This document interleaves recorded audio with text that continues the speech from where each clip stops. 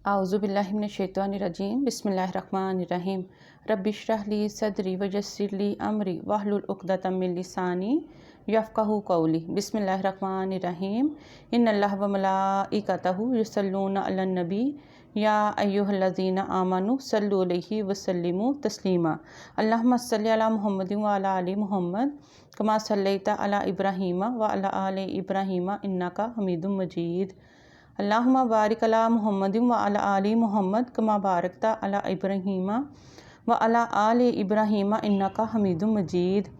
अस्सलाम वालेकुम व रहमतुल्लाहि व बरकातुहू।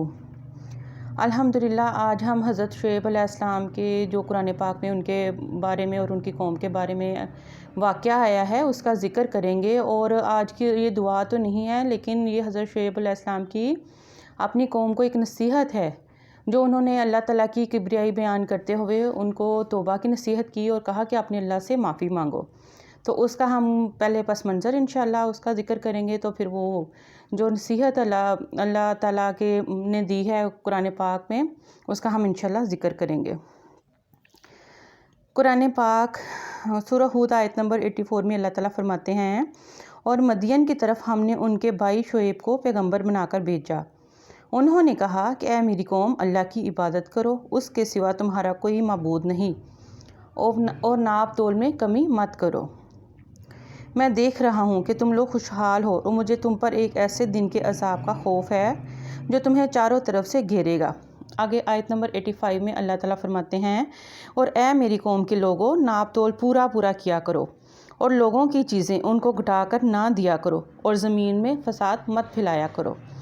आयत नंबर 86, अगर तुम मेरी बात मानो तो लोगों का हक़ उनको देने के बाद जो कुछ अल्लाह का दिया बच रहे वो तुम्हारे हक़ में कहीं बेहतर है, और अगर ना मानो तो मैं तुम पर पहरादार मुकर्रर नहीं हुआ हूँ।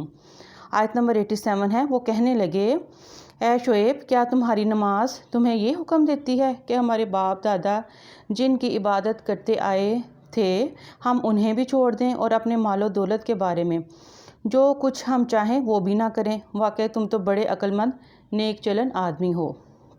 आयत नंबर 88 है, शुएब अलैहिस्सलाम ने कहा, ऐ मेरी कौम के लोगों, ज़रा मुझे ये बताओ कि अगर मैं अपने परवरदिगार की तरफ से एक रोशन दलील पर कायम हूँ और उसने ख़ास अपने पास से मुझे अच्छा रिज़्क़ अता फरमाया है, तो फिर मैं तुम्हारे गलत तरीके पर क्यों चलूँ? और मेरा ऐसा कोई इरादा नहीं है कि मैं जिस बात से तुम्हें मना कर रहा हूँ तुम्हारे पीछे जाकर वही काम खुद करने लगूँ।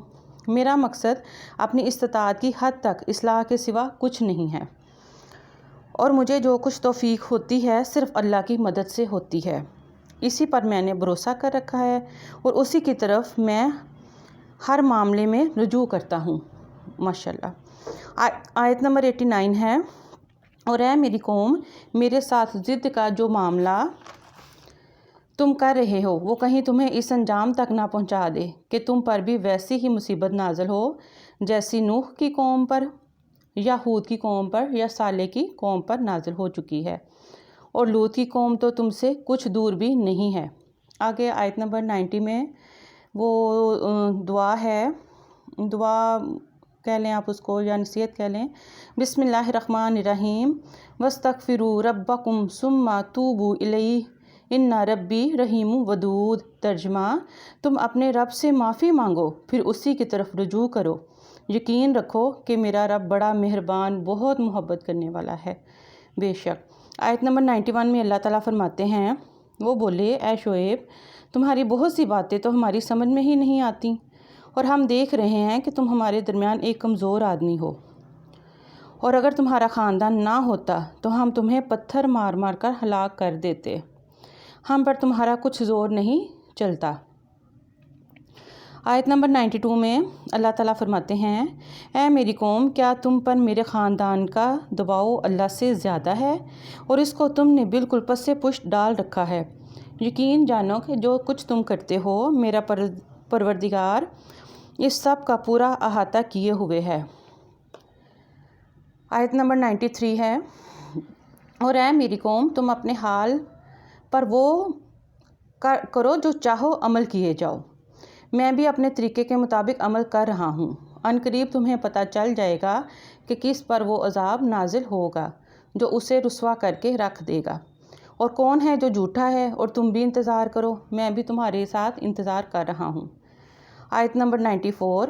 اور آخر کار جب ہمارا حکم آ پہنچا تو ہم نے شعیب کو اور ان کے ساتھی جو ایمان لائے تھے ان کو اپنی خاص رحمت سے بچا لیا، اور جن لوگوں نے ظلم کیا تھا انہیں ایک چنگاڑ نے آ پکڑا اور وہ اپنے گھروں میں اوندے منہ گرے رہ گئے۔ استغفر اللہ ربی من کل ذنب و اتوب الیہ۔ یہ دیکھیں اللہ تعالیٰ قرآن پاک میں کس طریقے سے ہمیں نصیحت کر رہے ہیں کہ حضرت شعیب علیہ السلام نے اپنی قوم کو کس طریقے سے سمجھایا کہ اللہ کی عبادت کرو، اور جو اللہ تعالیٰ کے احکامات ہیں اس کے مطابق اپنی زندگیاں گزارو۔ اور ہم بھی آج یہ دیکھ رہے ہیں کہ ہماری زندگیوں میں یہ کوئی مشکل نہیں ہے، اگر ہم سوچ لیں اور ہم مصمم ارادہ کر لیں کہ جس طرح اللہ تعالیٰ نے قرآن پاک میں ہمیں حکم دیا ہے، ہر انسان کے لیے نصیحت ہے، تو ہمیں وہ نصیحت حاصل کرنی چاہیے، اور یہ دعائیں بھی ہمیں مانگنی چاہیے، اور خاص اللہ تعالیٰ کی طرف ہی ہمیں ہر مشکل میں، پریشانی میں، ایون کہ خوشحالی میں ہمیں اللہ تعالیٰ کی طرف ہی رجوع کرنا چاہیے۔ تو ملیں گے انشاءاللہ اگلی ویڈیو میں۔ السلام علیکم ورحمۃ اللہ وبرکاتہ۔